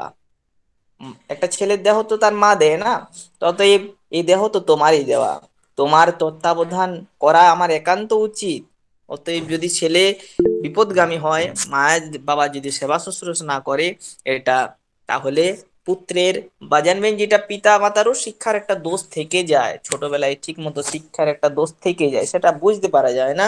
তো যাই হোক, সেই দোষের তো এটা কর্তব্য, তাই তোমার তত্ত্বাবধান করা আমার তো একান্তই উচিত। আমি সারা জীবন ব্যাপী তোমার আদেশ পালন করব মা। পরমার্থ সাধনের জন্য তুমি আমাকে অনুমতি দাও। অনুমতি চাইছেন, আমি একটা ভজন পথে যেতে চাই মা, আমাকে অনুমতি দাও। কিন্তু আজকাল যদি ছেলে কেউ যেতে চায়, মা আমি সংস্কৃত পড়বো, বাবা এখন সংস্কৃত পড়ে লাভ নেই তোমার, এখন তুমি ইংরেজি পড়ো, সায়েন্স নিয়ে ভালো করে পড়াশোনা করো, ইঞ্জিনিয়ার হও, কম্পিউটার সায়েন্স নিয়ে পড়াশোনা করো, বড় কম্পিউটার নিয়ে কিছু করো, প্রচুর ধন সম্পত্তি হবে এদিকে, আমরা বসে বসে অ্যাশ করব, বাপে ছেলেতে বসে মদ খাবে, কত আনন্দ হচ্ছে। তো মহাপ্রভু সেসব কথা বলছেন না। মহাপ্রভু কি চাইছেন আর তার মা কি দান করছেন না, বলছেন আমি পরমার্থ সাধনের জন্য অগ্রসর হতে চাই মা, তুমি আমাকে অনুমতি দাও। যেমন ক্ষুদিরাম বসু যে যাওয়ার সময় বিদায় দে মা, ঘুরে আসি, আসি আসি পর্ব ফাঁসি, দেখবো এবার জগৎবাসী। তো সেই হাসি হাসি পর্ব ফাঁসির মতো অনুমতি চাইছেন মহাপ্রভু তার মায়ের কাছে, যে আমি মা এবারে ওই, তিনিও এটা ফাঁসি পড়ার মতোই, তিনি মায়ার জীবন থেকে তিনিও ফাঁসি পড়ে কোথায় যেতে চাইছেন না, সেই পরমার্থের জগতে, যে আনন্দের জগতে, যে স্বাধীনতার জগতে, যে স্বাধীনতাতে এই পড়ার মানে যে আমরা ইংরেজদের জীবনে ছিলাম, পরাধীন ছিলাম, ক্ষুদিরাম চাইছিলেন স্বাধীনতার জগতে যেতে। স্বাধীনতা ঠিক চৈতন্য মহাপ্রভু ঠিক তেমন ভাবেই এই জগৎ জীবকে শিখাতে চাইছেন যে তোমরা এই মায়ার জগৎ থেকে ছেড়ে দিয়ে যে চিন্ময় জগতের থেকে এসেছো, তোমরা সেই আনন্দের জগতে তোমরা ফিরে চলো। অতএব পরমার্থ, এই সংসার ত্যাগ করে পরমার্থতে যাও। তাই মায়ের কাছে অনুমতি নিলেন, মা অনুমতি দিলেন। কিন্তু তোকে অনুমতি দিয়ে আমরা কিভাবে বাঁচবো বল, কিভাবে থাকবো রে তোকে ছাড়া? সেই ছোট থেকে তোকে কত বড় করেছি, তোকে নিত্য আমার চোখে চোখে না দেখলে যেন দিনটা আমার শান্ত থাকতো না। যখন বাইরে কোথাও চলে যায় ছেলে, তার মা কিভাবে কষ্ট পায় সেটা মাতৃ স্নেহ যারা এর মধ্যে রয়েছে বাবারা বুঝতে পারবেন না, সেটা মায়েরাই বুঝতে পারবেন। অতএব এটা বলবার বিষয় নয়। অতএব কিভাবে থাকবো বল, কিভাবে থাকবো, কিভাবে বেঁচে থাকবো রে তোকে ছাড়া? কারণ এর আগে মহাপ্রভু দাদা চলে গিয়েছিলেন ছেড়ে, এরপরে তো একমাত্র সন্তান তার এই ছোট ছেলেই না। তাহলে এই একমাত্র সন্তানও যদি ছেড়ে চলে যায়, তাহলে সেই মা বাবা কিভাবে বেঁচে থাকবে? মানে এটা তো তার আগে বাবা তো মারা গিয়েছিলেন, জগন্নাথ মিশ্র তো আগেই মারা গিয়েছিলেন, এখন মা অন্তিমে রয়েছেন। তাই মা পুত্রকে বলছেন তোকে ছাড়া বেঁচে থাকতে পারবো না রে, কিভাবে থাকবো বল? তখন গৌরাঙ্গ তখন বলছেন তার সোহাগ ভরা কণ্ঠে, আমি যখন থাকবো না গো তোমাদের ওই ঘরে, আমি যখন থাকবো না গো তোমাদের ওই ঘরে, নামের প্রদীপ জ্বালিয়ে রাখো তোমার হৃদয়পুরে। আমি যখন তোমাদের বাড়িতে থাকবো না, মানে এই বাড়িতে যখন আমি দেহ নিয়ে আর থাকবো না, তখন তুমি এক কাজ করো, আমাকে যে নামে তুমি ডাকো, সেই নামের প্রদীপটুকু তোমার কোথায় জ্বালিয়ে রাখবে বলো তো? তোমার হৃদয়ের মাঝে নামের প্রদীপ জ্বালিয়ে রেখো তোমার হৃদয়ে পুরে। মা গো, আমার মা, এই সংসারে তোমার যে গো নেই কো তুলনা। অর্থাৎ এই সংসারে তোমার গো তুলনা হয় না। তোমার কথা রাখবো মনে, আবার আসবো ফিরে। তোমার কথা রাখবো মাগো, আবার আসবো ফিরে। সাঁঝের বাতি, সাঁঝের প্রদীপ জ্বালিয়ে রেখো কৃষ্ণ নামের সুরে। তুমি আর কিছু করতে হবে না, আমি আবারও ফিরে আসবো, আমি আবার আসবো ফিরে। আমাকে এখন অনুমতি দাও, তুমি তোমার হৃদয়ে আমার শুধু নামটা বজায় রাখবে, আমার যেন আমি, আমাকে ভুলে যেও না। মূল কথা হচ্ছে এটা, যে আমাকে তুমি ভুলে যেও না। আর কি করবে বলো? না, তোমার কথা রাখবো মনে, আসবো আবার ফিরে। সাঁঝের প্রদীপ জ্বালিয়ে রেখো কৃষ্ণ নামের সুরে। অর্থাৎ তুমি কৃষ্ণ নাম করতে থাকো মা, আর কিচ্ছু করতে হবে না, ওই দ্বীপটুকু দাও তুমি। মানে এইভাবে তিনি নিত্য বলছেন যে তুমি কৃষ্ণ নামকে ভুলে যেও না মা, আমি আবার আসবো। তারপরে নীলাচলে যখন মহাপ্রভু চলে গেলেন, নীলাচলে গিয়ে বিষ্ণুপ্রিয়া দেবী, মানে বিষ্ণুপ্রিয়া যে চালগুলো পাঠাতেন, মাঝে মাঝে চাল পাঠাতেন, তো সেগুলো বুঝে যেতেন মহাপ্রভু যেটা বিষ্ণুপ্রিয়া পাঠানো চাল। কেন না, তার ওই চালটার মধ্যে সে সব তো একই অন্ন হবে, কিন্তু না, বিষ্ণুপ্রিয়া যে চালগুলো পাঠাতেন তার মাঝখানে কিছু একটা আলাদাই বিশেষত্ব ছিল, যে তার স্পর্শ, তার এক এক হরে কৃষ্ণ নাম করতে করতে, গৌরাঙ্গ মহাপ্রভুর নাম করতে করতে তিনি এক একটা চালকে গুনে গুনে রাখতেন। সেইগুলো যখন মুষ্টি ভর হতো তখন তিনি পাঠাতেন নীলাচলে, নবদ্বীপ থেকে। এইগুলো নবদ্বীপ থেকে যখন যেত তখন ওখানে যখন তাকে সেবার জন্য দেওয়া হতো, নীলাচলে মহাপ্রভু বুঝতে পারতেন আজকে বিষ্ণুপ্রিয়া আমাকে পাঠিয়েছে না, তিনি সেখান থেকে বুঝতে পারতেন। আর সেখান থেকে তিনি খোঁজ রেখেছিলেন, লোক পাঠাতেন নবদ্বীপে তার মা, স্ত্রী ইত্যাদি ঠিক আছেন কিনা সেই সব খোঁজ রাখবার কথা। কিন্তু এই সমস্ত বন্ধন দিকেও ছেড়ে দিয়ে তিনি কি এমন বন্ধনে যুক্ত ছিলেন যার মধ্যে থেকেও আনন্দের মধ্যে ছিলেন। আনন্দে ছিলেন বলতে তার মধ্যে তো দুঃখ ছিল না, দুঃখটা খুব বেশি। যখনই প্রেম হয় তখন দুঃখটা সবচেয়ে বেশি হয়। আরো যখন এই প্রেম যখন গাঢ় হতে থাকে তখন আমাদের সাত্ত্বিক বিকার দেখা যায়, অষ্টসাত্ত্বিক ভাব বিকার, যেটা রাধারানী আর মহাপ্রভুর মধ্যে দেখা গিয়েছিল। তো মহাপ্রভু ওখান থেকে কিন্তু ইয়েছেন। শ্রী চৈতন্য চরিতামৃতকার কৃষ্ণদাস কবিরাজ বলেছিলেন যে মাতৃভক্তের প্রভু হন শিরোমণি, সন্ন্যাস করিয়া সদা সেবেন জননী। আজকে একটা ছেলে তার মায়ের সেবা করা, বাবার সেবা করা ভুলে যায়, কিন্তু যে চৈতন্য মহাপ্রভু থেকে আমাদের এই নবজাগরণ হলো, সেই মহাপ্রভু কিন্তু শিক্ষা দিয়ে গিয়েছিলেন। উনি কিন্তু ওনার জীবনীটাই ছিল যে আপনি আচরি ধর্ম জীবের শিখায়। তিনি আচরণ না করে কাউকে শিক্ষা দিতেন না, অতএব নিজে আচরণ করতেন তারপরে শিক্ষা দিতেন। তিনি সন্ন্যাস নিলেন পারমার্থিক জগতের জন্য, কিন্তু যে জগতে তিনি প্রথম এসেছিলেন, যে মা তাকে জগতে নিয়ে আসলো, সেটা তার প্রথম কর্তব্য তার জীবনের, যে সেই মা বাবার সেবা করাটা। অতএব সেই সেবাতে তিনি যুক্ত ছিলেন, নিত্য যুক্ত ছিলেন। তাই বলছেন চৈতন্য চরিতামৃতকার কৃষ্ণদাস, মাতৃভক্তের প্রভু হন শিরোমণি, সন্ন্যাস করিয়া সদা সেবেন জননী। এটা মহাপ্রভুকে, মানে তিনি বলছেন কি, এই কৃষ্ণদাস যে তিনি হচ্ছেন মাতৃ দেবের একজন পরম ভক্ত, মানে সেবাই। জননীর সেবা ছাড়ি করিলাম সন্ন্যাস, বাঁচালো হইয়া আমি, আমার হইল সর্বনাশ। এখানে শ্রী গৌরাঙ্গ মহাপ্রভু একদিন পুরীধামে বাস করার কালে প্রতি মাসে মাসে মায়ের খবর নিতেন, বিভিন্ন দ্রব্যাদি প্রেরণ করতেন। তিনি মায়ের অনুমতি নিয়েই সন্ন্যাস ধর্ম গ্রহণ করেছিলেন, মায়ের আদেশেই পুরীধামে অবস্থান করছিলেন। তিনি কিরূপ মাতৃভক্ত ছিলেন তিনি একদিন তার কথাতেই বোঝা যায়। একদিন বলছেন, জননীর সেবা ছাড়ি করিলাম সন্ন্যাস, বাচাল হইয়া আমি, আমার হইল সর্বনাশ। তোমার অধীন আমি, পুত্র যে তোমার, এই অপরাধ মাগো নিও না আমার। বন্দে তম শ্রীকৃষ্ণ চৈতন্য মাতৃভক্ত শিরোমণি, প্রলপ্য মুখ সংঘর্ষী মধুদ্যানে ললাশয়। বলছেন কি, জননীর সেবা ছাড়ি করিলাম সন্ন্যাস। সেদিন আবেগবশত তিনি সন্ন্যাস ধর্ম গ্রহণ করেছিলেন ঠিক, কিন্তু যখন সন্ন্যাসের মধ্যে তিনি অনুতাপ করছেন, কি অনুতাপ করছেন না, বাচাল হইলাম আমি বাচাল হয়েছিলাম, তখন তখন বড় বড় কথা বলে আমি সন্ন্যাস ধর্ম গ্রহণ করেছিলাম না, তাই আমার আজকে এই সর্বনাশ। তোমার অধীন আমি, পুত্র যে তোমার, অতএব মা আমি তোমার পুত্র, এই অপরাধ মা গণিও না আমার। কারণ আমি যে পরমার্থ জগতের জন্য আমি অগ্রসর হইলাম, বাচালতা নিয়ে আমি এসেছি, আমি তো করছি ঠিক আছে, কিন্তু মনে মনে তিনি আক্ষেপ করছেন যে মাকে, এখন মা তো সেখানে নিরন্তর কেঁদে যাচ্ছেন না। এখন যেখানে অন্তরের অন্তরের মিল থাকে সেখানে ভাব বলে মুখে প্রকাশ করবার প্রয়োজন হয় না, সেখানে এখান থেকে আমি যদি তার কথা চিন্তা করি সেখানেও তার অন্তরে সেই ভাবই উদিত হবে। অতএব মা সেখানে গৃহেতে বসে ক্রন্দন করছেন পুত্রের জন্য, আর সেখানে পুত্র কিভাবে স্থির থাকতে পারে? এ তো প্রেম, এ তো কাম নয়। তো প্রেমের মধ্যে বলতে হয় না মুখে ভালোবাসার কথা, সেখানে ভালোবাসা সবকিছুটাই অন্তরে অন্তরেই প্রকৃতির সাথে মানে প্রবাহিত হয় একে অপরের অন্তরে। তো ওখান থেকে মহাপ্রভু এভাবে তার আক্ষেপ করছেন। তাই তারপরে, মা গো তোমার আদেশে আমি নীলাচলে আছি, আমি যতদিন বেঁচে থাকবো তোমার শ্রীচরণ ছাড়তে পারবো না মা। এই কৃষ্ণদাস কবিরাজ তারপরে তখন বলছিলেন এই শিরোমণির কথা। অতএব আমাদের জীবনটা শুধু আহ ওই সবকিছু ত্যাগ করাটাই জীবন নয়, জীবনটা ভোগের মধ্যেও ত্যাগ আছে। ভোগের মধ্যে ত্যাগটা কিরকম, নাই সবকিছুর মধ্যে ভোগ করো কিন্তু সেটার মধ্যে আসক্ত নয়। তুমি এখানেও মা বাবার জন্য দুঃখ পাচ্ছেন, মায়ের জন্য, কিন্তু তা বলে কি তিনি আসক্ত? না, তিনি আসক্ত নন, তিনি আলাদা ভাবে করছেন।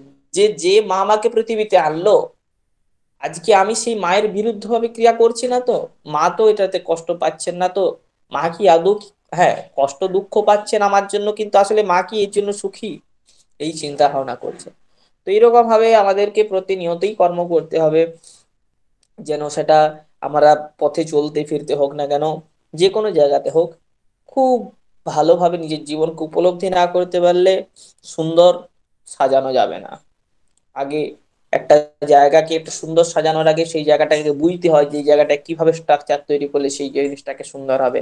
জীবনটাকে সুন্দর বানানোর জায়গায় আগে জীবনের যে প্ল্যানগুলো, যেগুলো পথগুলো, যে পথে সে হাঁটছে এখন, হ্যাঁ, কাম ক্রোধ লোভ মোহ মাৎসর্য তাড়নে পীড়নে সে ছুটে যাচ্ছে, সেই পথগুলোকে আগে জানতে হবে। তারপরে গিয়ে তাদেরকে সেই পথগুলোকে রোধ করে ঠিক ঠিক পথে নিয়ে যেতে হবে। মাতৃভক্ত, মাতৃস্নেহ, পিতৃভক্তি, এই সমস্ত কিছু না হলে কোনো গ্রন্থ কোনো কিছুই শিক্ষাদান করতে পারে না। ঠিক আছে? অতএব তারপরে গিয়ে মুক্তি ভক্তি লাভ হবে। বেশ, শোনা হলো মহাপ্রভুর কথা। আচ্ছা, তাহলে এখানে এসব কথা অমৃত কথা, ভালো লাগলো। হয়ে গেল, আজকে এখানেই বিশ্রাম আচ্ছা, রইল। আচ্ছা, ধন্যবাদ ধন্যবাদ। মহোদয়। হরে কৃষ্ণ। পুনর্মিলমঃ।